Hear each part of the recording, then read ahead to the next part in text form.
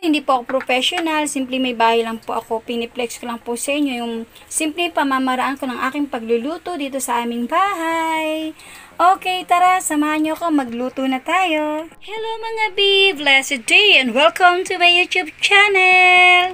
Sa mga hindi pa po nakasubscribe, please do subscribe and hit the notification bell para ma-update po kayo every time may upcoming video po tayo. Ngayon, magluluto po tayo ng ginataang tilapia. Yes! Masarap na masarap. Ayan, nandito ang ating tilapia, pechay, talong, sibuyas, luya, bawang at konting taba ng manok at mga sili. Siyempre, hindi mawawala ang ating coco. Ayan, ang ating fresh gata at saka patis, betchin, paminta, magic sarap at yung pinakunan natin ng taba. Ayan. Magluluto tayo ng masarap na ginataang tilapia. Inuulit ko po, hindi po ako professional, simple may bahay naman po ako. Sinishare ko lang po sa inyo ang aking simpleng pagluluto, ang pamamaraan ko lang po sa pagluluto. Ayan. Tara, magluto po tayo ng ating ginataang tilapia. Ayan, nagigisa na ako ng bawang at luya. Ang bango ng amoy ng luya.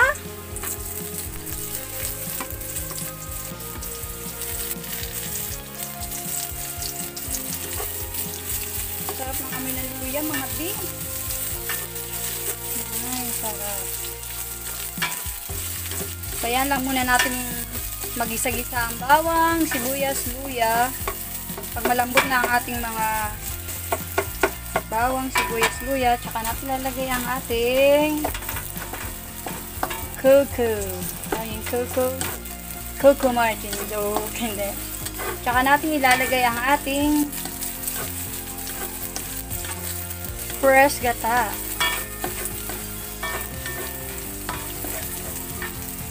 Tapos lagyan muna natin ito.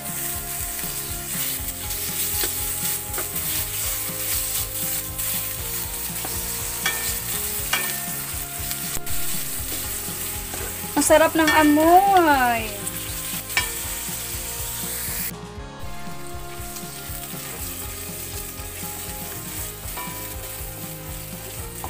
Optional lang po ang paglalagay ng konting chicken. Ako lang po na ganyan. Ginaya ko lang yung ginawa dati ng aking nanay. Pampalasa daw. Additional pampalasa. Kaya kailangan maprito-prito siya.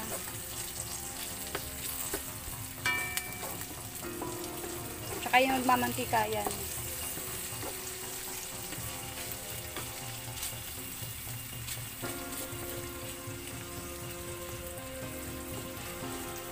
Sarap ng amoy.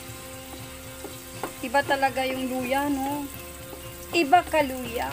Yan. Sarap ng amoy. Panigurado, ubos na naman ng mga kanin lamig nyo dito, mga bin. Pag naluto nyo to.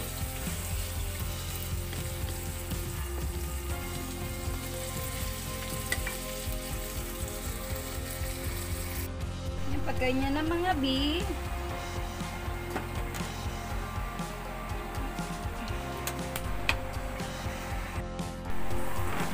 Na siya, ilalagay naman natin ito.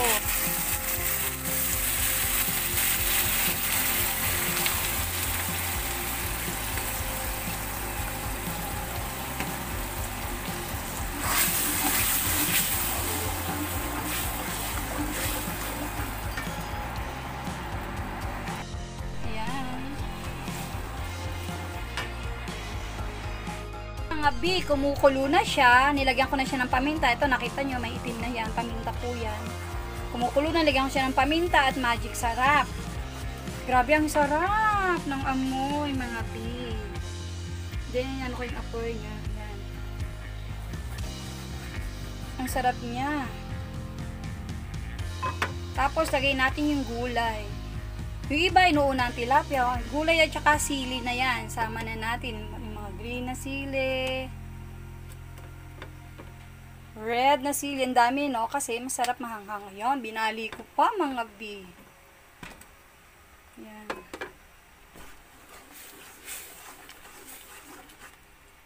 Sarap ng amoy.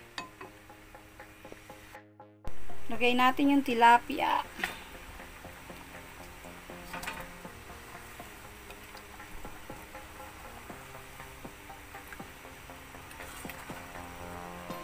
Ang sarap ng ulam mga B.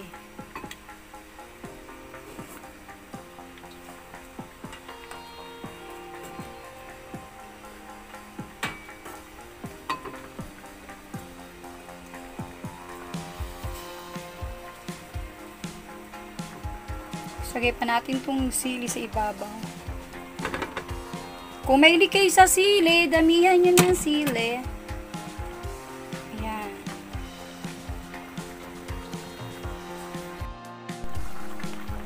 Ayan, takpan natin. Balikan natin mga ilang minuto.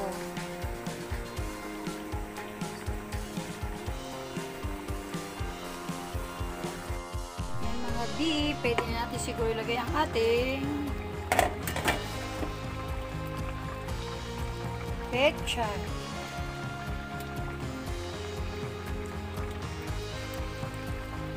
Hindi ko naman siguro mailalahat yung ang dami kong pechay. Gusto ko kasi ng maraming pechay. Sarap kumain ng maraming pechay. Diba?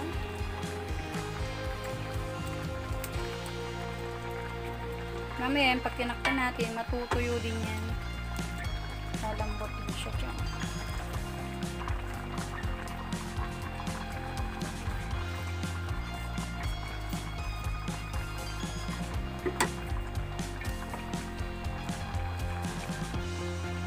Daming pechay.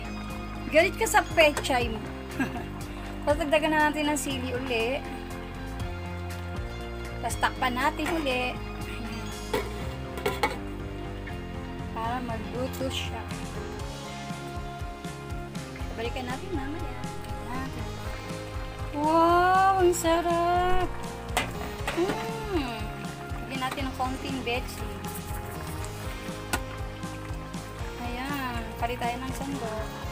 Wow! Ang sarap ang gabi! Ay!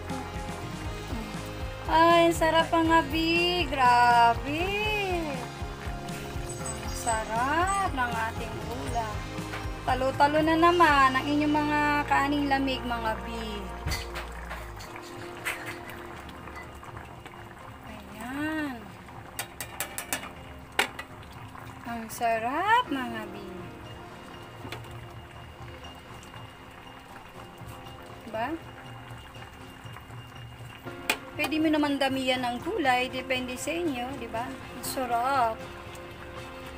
Ayan. Damihan nyo ng sili kung gusto nyo ng maanghang. Grabe ang sarap.